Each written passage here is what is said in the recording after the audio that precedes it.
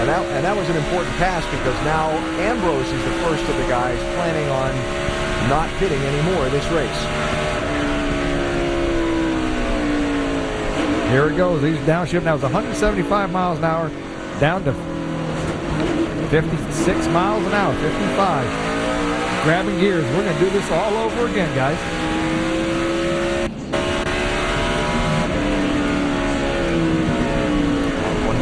Top speed there. This is neat. I mean, there's areas that Kevin's a lot better. Kevin was really good right through here in practice the other day. This is where we'll see the blind section if the radio stage go with us. Brad Coleman has just given up a top 5 running spot for a pit stop. Gary? And that must be tough. They're not changing tires. Fuel only in a very short stop. He's full. They're hoping he's good for the distance now, and he's gone. Jorge Getters also has come to pit road in the 27 car. So the guys that did not stop under that last caution beginning to make their way to the pit lane. And are not expected to come back again for the rest of the day. When will that 22 car stop? Patrick Carpentier, the race leader. Here comes Scott Pruitt. He's not far behind Harvick or the 59 car. Fellows and Max Pappas right on his back bumper. Robbie Gordon also in that group. And they're all chasing Jeff Burton, who is running in 6th place.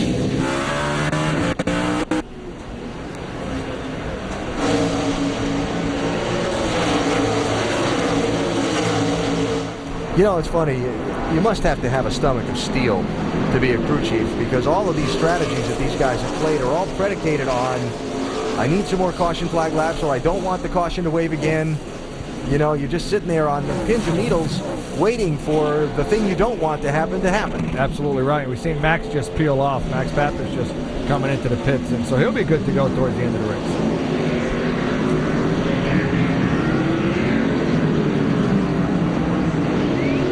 All this going on a little bit farther back in the pack. That's Jeff Burton running 6th, Pruitt 7th, Fellows 8th. 29, 41, and 33 respectively. But there is the race to the lead.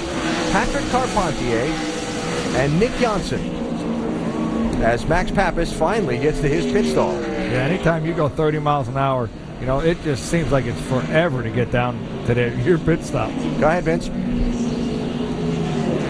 As talking about the one cars, you see Max Pappas pulling away. When they came in, they didn't get enough fuel in the car the last time, so they had to come back in and pit again. One of those mistakes that kills you on pit road. And a lead change. Niclas Jonsson goes by Carpentier. Boy, I tell you what, he's been very impressive all weekend. That race team's doing a wonderful job.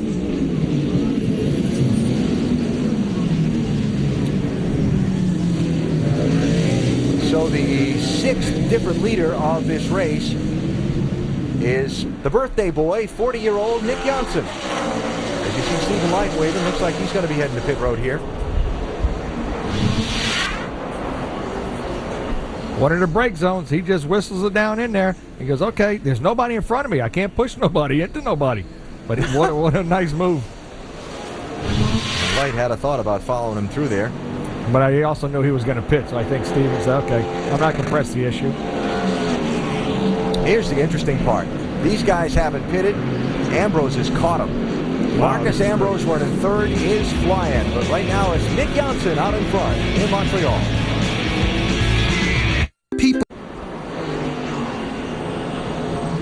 And we come back to Montreal just as the race leader peels off and heads to pit road. Niclas Jonsson is going to make his stop under the green flag at lap 48. Patrick Carpentier stopped 1 lap ago. Marcos Ambrose is the new leader. And at a slow 30 miles an hour, the pit road speed limit today, Niclas Jonsson makes his way all the way down to the far end of pit road. Vince? As Jansson's crew waits for him to arrive, they'll change 4 tires here and fill it up with fuel. They've been very happy with their race car and certainly happy with the way Jonsson has driven it today, as you've noted, on his birthday. So what a special day it would be if Jonsson could come in here to the Busch Series and not only get the win, but get it on his birthday. But they've got to have a good, clean stop here, and the crew chief urged them to make sure they got all the lug nuts on before they let him go, filling it up with fuel and changing the 4 tires in the 28 of Niclas Jonsson. You see the clock running in the left-hand portion of the screen, and away he goes. You know what? What's still cool about this? He just left, but how many series can say, okay, we've had a Canadian lead, we have an American leader, we had a Swedish leader, and an Australian lead this race? It's amazing. Very international field in today's event at Montreal, and have shown themselves very well on this difficult road course. Scott Pruitt, Ron Fellows, 3rd and 4th place. This is a race for now, behind Ambrose and Harvick. And a little earlier we heard the crew chief for Kevin say, well, we don't have the speed to win. Well, he's staying right with the 59. So here's the game now. These guys that stopped earlier, like Ambrose and Harvick, do they have the fuel to make the finish? Well, we heard him say that the 59 was going to be 3 laps short. There's not a whole lot of fuel saving in a road course. Maybe on the yellow, but not on the green. It's going to be interesting to see how the strategy, how this thing comes down at the finish. It really is. Got a little sun issue coming up under the bridge right there. Luckily, he's not in the fast braking zone.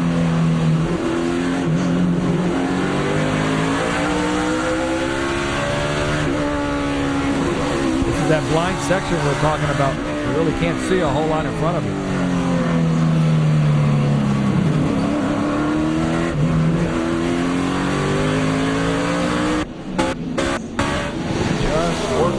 Yes, it is. Ron Fellows is one of the best in the business. So Scott Pruitt. Those guys are awesome. If I had to guess, Ron might be just a tick better than Scott right here.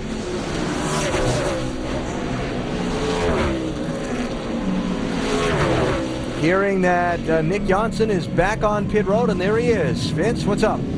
Well, he had a catch can violation, did not get the catch can out in time, so it's going to be a drive-through for the 28 of Niclas Jonsson, and guys, that'll about put an end to his hopes of taking home the winner's check here today. We heard at the top of the show when Scott Pruitt says the one who makes the least amount of mistakes is also the team that could win this thing. Yep. So a good drive and a good performance, but it's not going to be a good finish unless something unusual happens here for Nick Jonsson on his 40th birthday. Man, we just seen 2 pretty cool passes, Fellows and Pruitt going right at it. Yep. A pass and a pass back. Yep.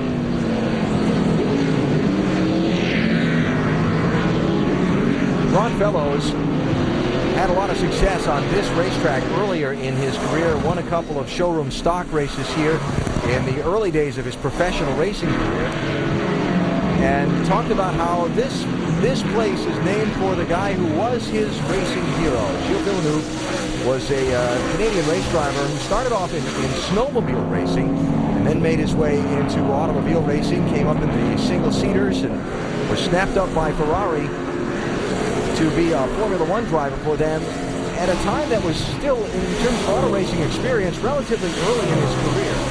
He had very quick and very instant success.